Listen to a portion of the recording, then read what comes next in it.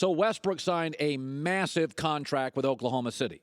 Not a shock. Oklahoma City had lost Harden, had lost KD. They were not letting Westbrook get away. He's the most dynamic player in the NBA. I don't think he's the best, but he's the most dynamic, the most athletic. Some would say the most fun to watch.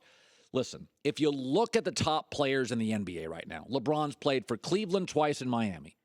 Kevin Durant's played for 2 teams.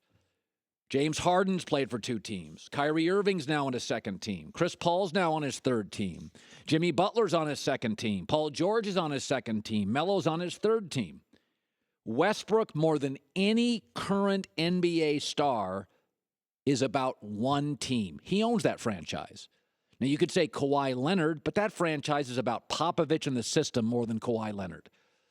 This is a business decision. Don't kid yourself. This is not about loyalty. He didn't take a pay cut. This is about business. Is that in a world of constant mobility in the NBA, Westbrook's like, I'm just going to stay put.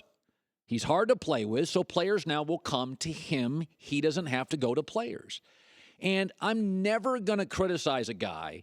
You know how I've said, I like contrarian thinkers. I think anything that we're holding in our hand, my iPhone, was created by somebody that did not toe the company line, somebody that took chances, somebody that evolved and adapted and went the other way. Every device I have in my hand, every device I watch or use was created by somebody who went against the grain.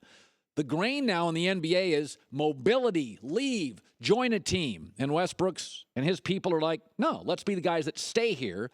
He's tough to play with anyway. Our GMs and our analytical people can figure out who can play with me.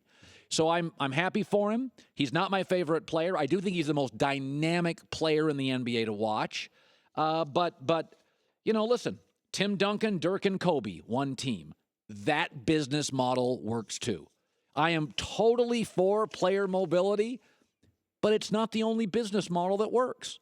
We know that San Antonio has a more boring, efficient business model. Historically, the Lakers do a lot of free agent business model transactions. There's a lot of different ways to win in sports. Baltimore Ravens historically have won with defense. The Patriots have won mostly with coaching and quarterback play.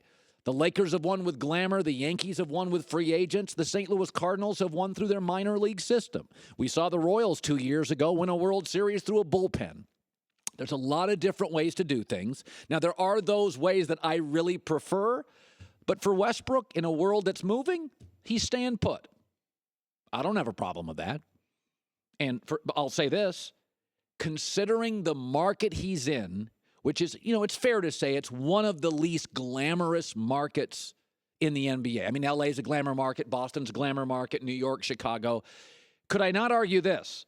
If you're Oklahoma City and you know that you're not a glamorous market, you just now secured the most glamorous player. So from OKC's perspective, hey, man, we're always going to fight this stigma that stars don't want to play here.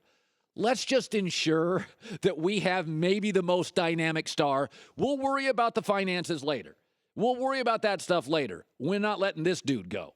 Thanks for watching. Subscribe here to get the latest from the show. Also, be sure to check out more of the best clips from The Herd or go watch a few segments from the newest show on FS1, First Things First, with Chris Carter and Nick Wright.